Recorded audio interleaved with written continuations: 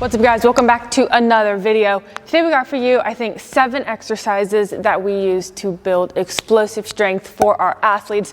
So we're talking high force output at really high speeds. So hopefully you guys enjoyed this video. If you do, please give it a thumbs up. Please subscribe to the channel. We post new videos every Tuesdays and Thursdays, so make sure you subscribe to catch all of them. Hope you enjoy. All right, first exercise, we are going a barbell box squat. I absolutely love box squats because you can move a lot of load with them. I will preface this and say though, before we get to a box squat, we have our athletes front squatting and back squatting, because one thing with the box squat is when you go down, right, I like just a light tap and then a stand. I don't want you to just completely deload at the bottom, essentially, right? I still want you working through, but we make sure we hit front squats and back squats because that transitional phase at the bottom, right, as I'm here to coming up is so critical for athletes to be strong there. And that's when they're producing their force, right? In that bottom position to reverse it up. However, I like doing these because this is a lot of load you're trying to push through at the bottom, right? Yes, you are sitting, but it's kind of just like a seated squat where you're here and then you're driving up as hard as you can, max force output to get yourself up again, right? So we're gonna be here, we're gonna get under right here, get your position first. We're gonna go light tap, stand. Try to go as explosively as you can, right? You can hear those weights moving. Doing that without a warm up was a little challenging, not gonna lie. But I love this. Like I said, put on some load as you're coming up. Really drive in as hard as you possibly can. Max force output at high speeds, right? Impulse training is fantastic for becoming super explosive. Number 2, we are going trap bar. So the big thing here is we're going heavy trap bar. I don't have that much load on it, but if I were going for reals, I would slap load on this and I would be hitting maybe like 6 sets of 2 with the biggest goal driving my feet into the ground and trying to pull that trap bar away. So getting really heavy, trying to recruit as many motor units as possible. So down here, driving it up, reset, driving it up. One of the biggest mistakes I see with trap bar when people go heavy is they cheat. They bounce it off the ground, so they're not having to pull as hard. They're just bouncing it and it's helping drive it up. I want this thing as strict as possible, down to the bottom, even if you have to reset for a second.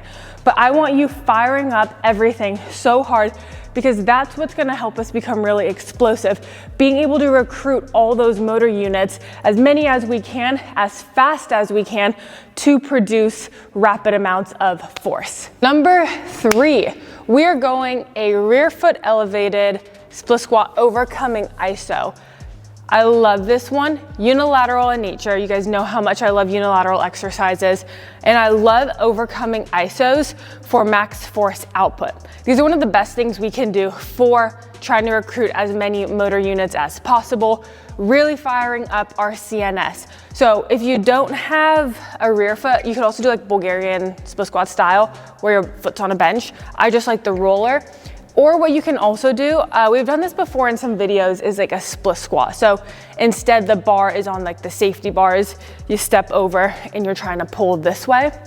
I like this variation because I can really have our athletes fire up, obviously the leg, but the foot and the ankle, especially, you know, all the way from Achilles down, including the calf, right? So that whole lower limb. And that's gonna be crucial for being super explosive. We need to be able to be strong throughout our entire lower limb, right? We don't want any weak points right there. And if I can be real strong through my lower limb, namely my foot, ankle, Achilles, calf, all that, I can be really good at utilizing stored energy, which is very important. So back to the exercise. So I'm gonna be driving up as hard as I possibly can. Seconds, you know, it kind of depends on your program, you as an athlete, your sport, lots of different things. We'll go, let's 5 seconds for this one right here. One more thing too, I keep pump faking you all. Joint angles matter, right? Notice how when I set this up, I'm in this angle right here. I don't know if you can really see my legs, right? I'm in this angle. This is a big angle for me for producing force, especially if I'm trying to produce fast force, like out of a jump. I don't want to be set up too high out of this, and I don't want to be too low out of that, especially like if I play soccer, right? I don't really need to be producing force out of there.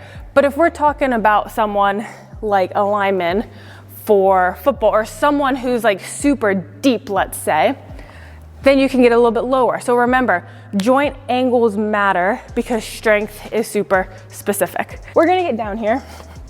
I'm gonna go 5 seconds, as hard as I can. Ready, go. I almost could have gotten that up. Next, we're going hang cleans. I absolutely love hang cleans. If you follow the channel, you're gonna know how obsessed I am with hang cleans. These are just one of the best things we can do for training impulse, right? The ability to produce force really fast. I like doing a hang, right? So from here, where our athletes have to hinge and then have to clean it up versus from the floor.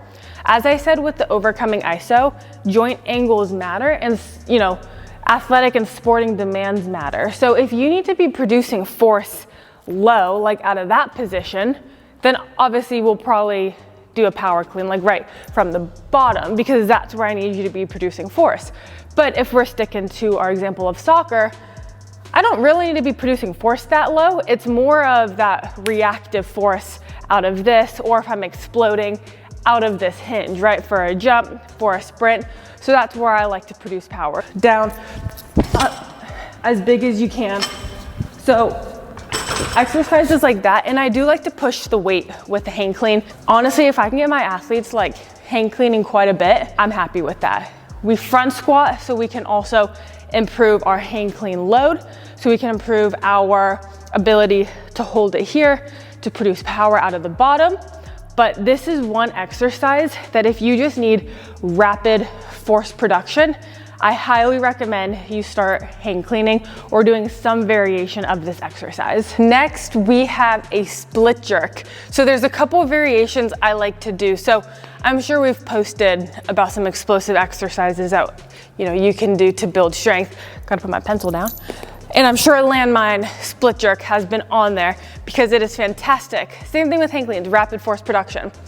But one thing that we also need to be able to do is to produce rapid rates of high force repetitively, right? So obviously we can hit our typical like split jerk right here, make it real heavy, but can we do it repetitively in more of a, I'll say for the lack of a better term, plyometric motion? So what I mean by that is, can I go here, back,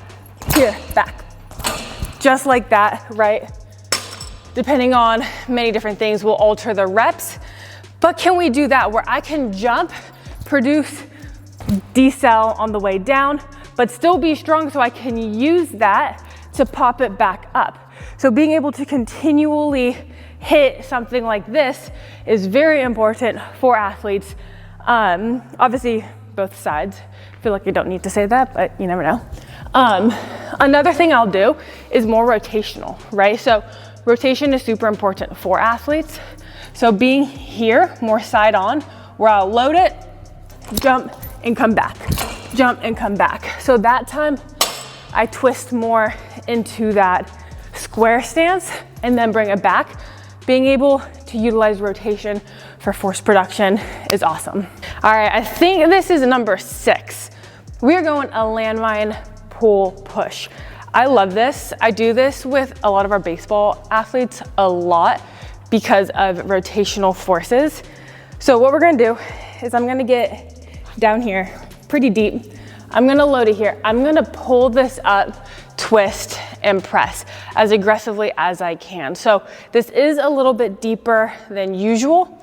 However, it's not crazy deep, and it's kind of a hinge, right? Like when you look at it right here, it's not super low. So I'm still in those power angles, and it's all about your sport. So being here, being strong, right there, as hard as I can. If that looked as slow as it felt, then I suck. We're gonna be here. So another variation I like to do is also from more of that hang position, right? So here, so now I'm gonna dip with it. So I dip, drive, like that. So that one's super awesome to do either of those two variations, but just remember, you want to be training for the adaptation that you want to occur. So if I'm doing baseball and I'm training for like exit velocity, I'm trying to have this thing absolutely fly. So remember that when you're dictating the loads, the reps, and the sets for everything. What is the goal of doing this? Why are you trying to build explosive strength? We are just all about the landmine life right now. We are going a landmine curtsy to a knee drive. So this one is fantastic for lower body explosion. To be honest, all these are like fantastic for lower body explosion. But this one, we're working in the frontal plane. So it's very important that we're training in the frontal plane. We don't want just sagittal, your typical squat, your typical normal lunge, right? We gotta be able to produce lots of power in that frontal plane. And a lot of these exercises, as you're seeing, like with the pull push and all that, it does work the frontal plane, rotation, super important.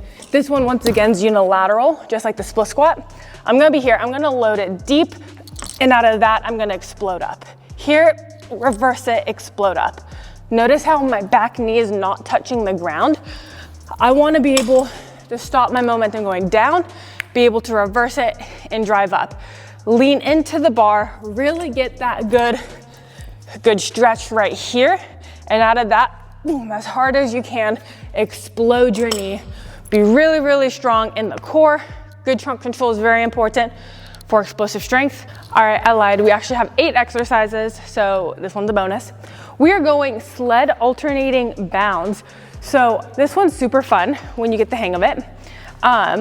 We're pretty much, hence the name, doing alternating bounds, but with the sled. So we're trying to drive this sled. The added load of the sled is going to be resisting our bounds. This one's fantastic for sprinting, any type of like horizontal force production, because I'm trying to drive my foot into the ground, produce enough force to pop myself out while utilizing stored energy. So I love doing this one for sprint training with our athletes. So I'm gonna be right like this. So it's not the craziest of like high speed stuff, but mechanics are super important because I wanna be strong. I wanna push my foot in and pop it out. So like I said, utilizing stored energy, having rapid rates of high force production, it's gonna be super awesome for that. So hopefully you guys enjoyed this video. I'm out of breath, I need to stop. Please give a thumbs up. Please subscribe to the channel. We post new videos every Tuesdays and Thursdays. We'll see you guys in the next one.